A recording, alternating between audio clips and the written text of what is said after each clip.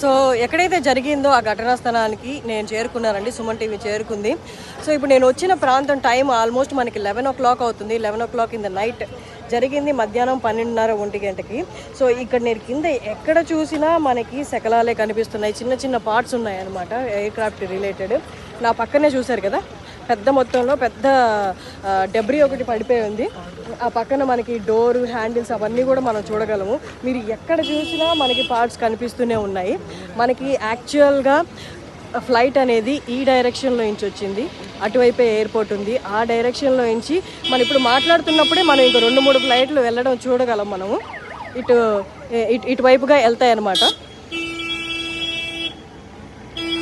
So నేను ఇప్పుడు వెళ్తున్నాను కొంచెం ముందుకి. చూడండి, ఆ బిల్డింగ్ దగ్గరే యాక్చువల్గా ఫ్లైట్ అనేది కూలిందనమాట. మనం పైన ఇంకా శకలాలు ఏదైతే ఉన్నాయో అవి తీస్తూ ఉన్నారు. ఆ బిల్డింగ్ దగ్గర ఆ బిల్డింగ్ మీదే కూలింది. అక్కడే భోజనం చేస్తూ మెడికోస్ ఎవరైతే ఉన్నారో హాస్టలర్స్ వాళ్ళు చనిపోవడం జరిగింది.